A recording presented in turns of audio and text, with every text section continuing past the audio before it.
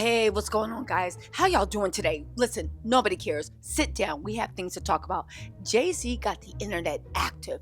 His attorney, Alex Sparrow, held a press conference. Now, one, we have fly on the wall inside information on what was said in the press conference. It was a closed press conference at a round table. Jay-Z was in his whole little mob boss persona, but we have inside info that is very, very telling. On top of that, his defense.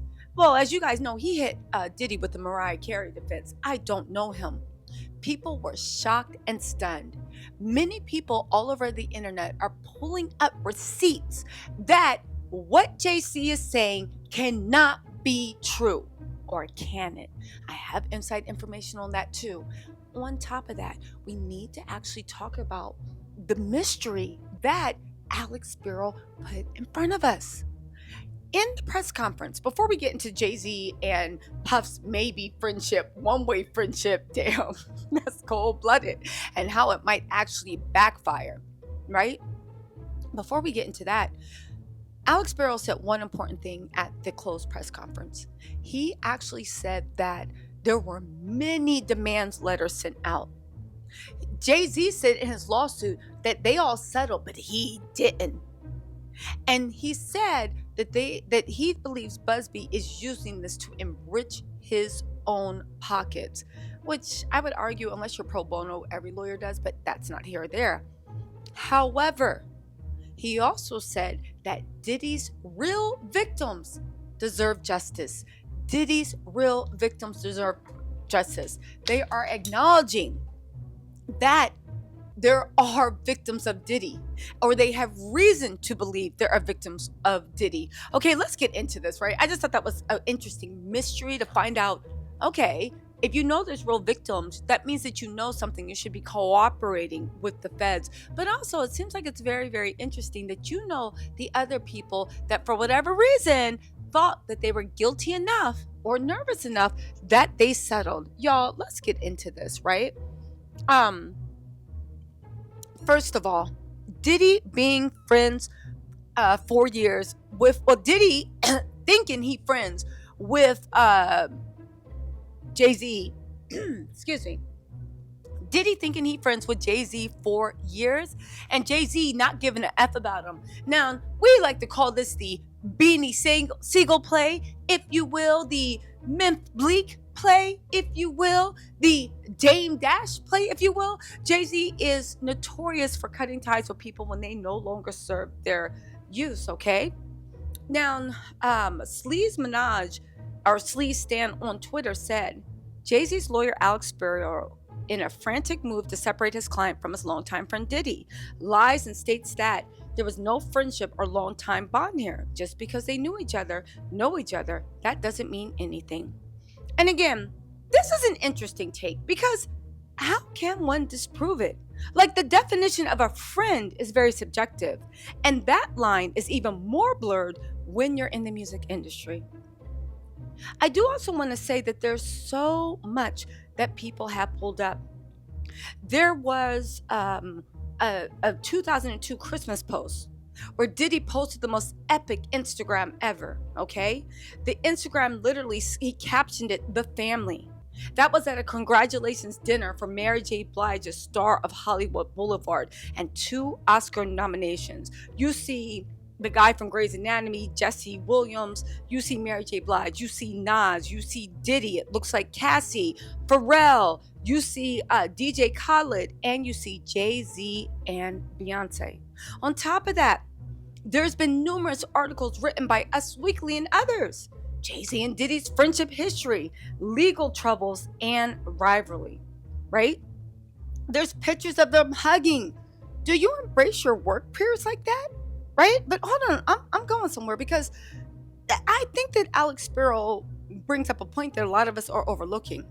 There's even articles where the Combs girls were sure to take a picture with Uncle Jay. Jesse and Delilah wore a matching pair. Chance, on the other hand, brought colors that were similar to what Jay-Z was wearing. Uncle Jay, Diddy captioned under the picture. These girls are beautiful, one person said. One of the Diddy's followers criticized Jay-Z's hair, but one subscriber had it best when he wrote, "My man, wear your hair how you love it." Absolutely. Right? Uncle? Uncle Jay? Now listen, let me just say this, right?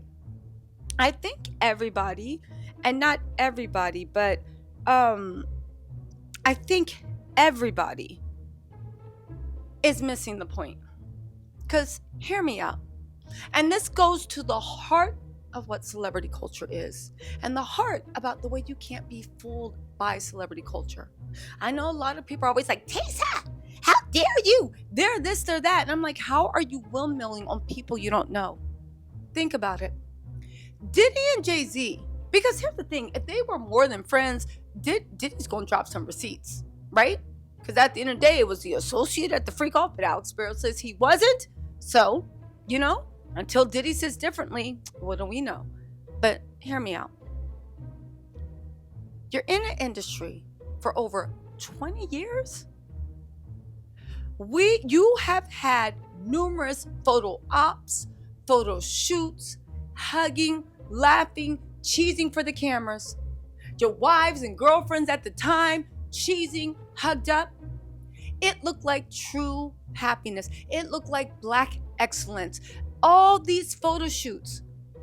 To now turn around and say that it was all fake, that y'all was never friends, well, what does it tell you? It tells you that they deliberately, both Jay-Z and Diddy, and I'm not saying they did it maliciously, I think this is just the industry, they set out to create a narrative that would serve them. Two best friends, Batman and Robin, Diddy wanted to be Robin. Two best friends, billionaires doing the thing. They purposely set out a narrative that they knew would increase their popularity and thus increase their bottom line. They knew how it would play. Why is that important? Well, I'm sure you already see the point I'm actually getting at. Everything in these celebrities' lives, unless you know them personally, is fake. When you see pictures from them, question them. Because now we know, where before it looked like they were taking candid shots of Diddy and Jay-Z embracing and being so happy, now we know that they were carefully orchestrated photo ops. When we saw Beyonce and Jay-Z and Diddy so hugged up, now we know they were nothing but photo ops. It was work. There was no sentiment behind it. They just knew that the public was going to eat it up, and they were going to let the public consume it because it helps their bottom line. Now, and this is a crime? Absolutely not. But is this the way Hollywood works? Absolutely. And I think it should be a cautionary tale to stan accounts, to people that are just like, no, I don't think it could be them. Why? Why? Because your heart tells you?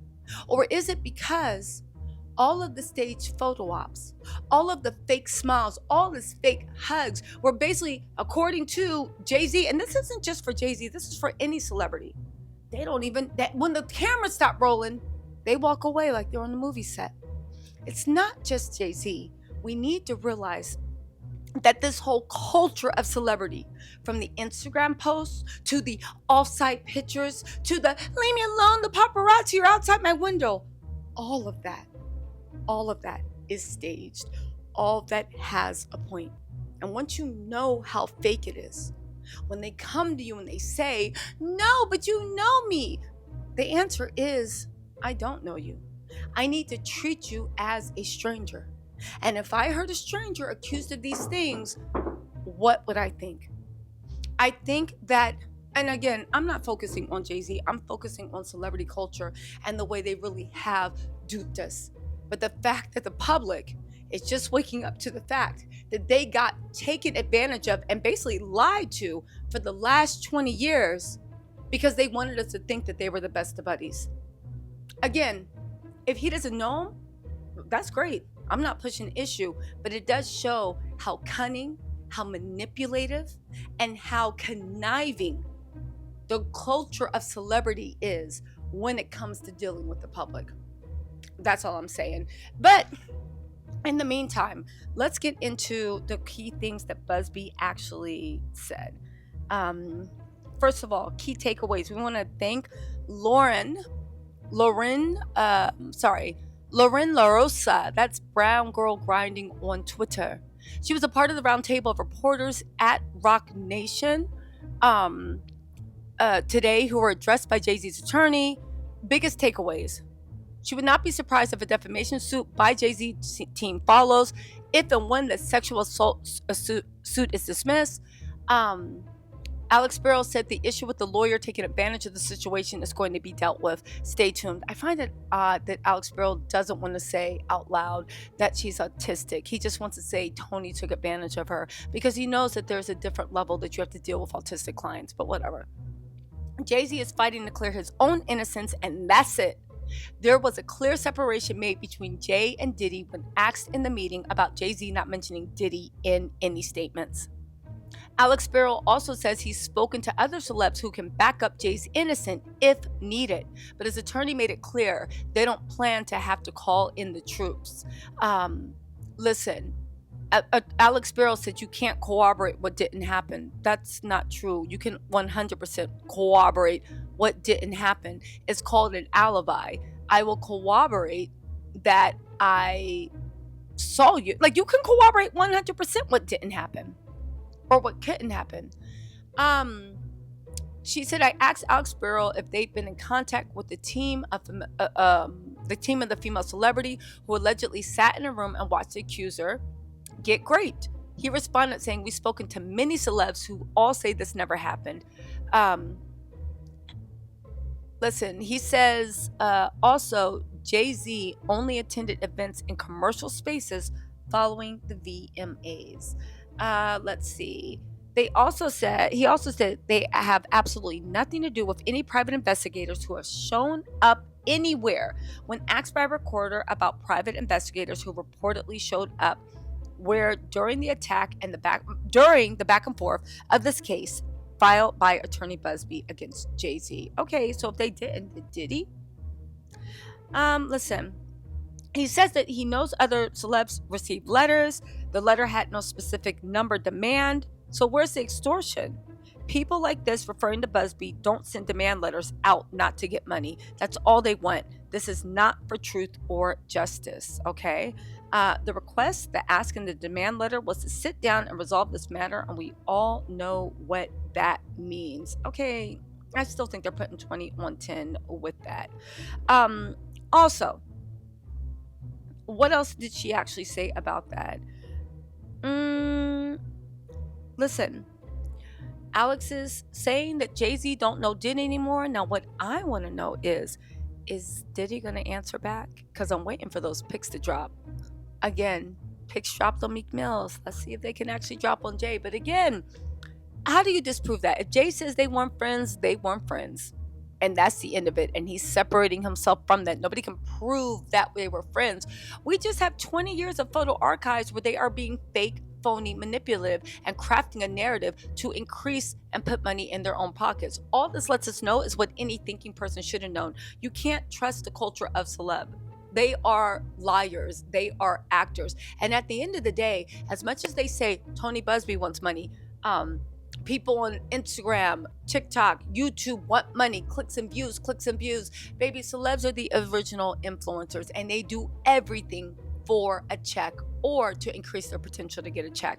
That's all I'm saying. So next time you're out there standing for your favorite celeb, just know you don't know them. You don't know their private life. And even when they release candid pictures, it's still all fake. You'll never truly know them. Anyway, y'all, let me know what you think in the comments. I'll talk to y'all later. Bye.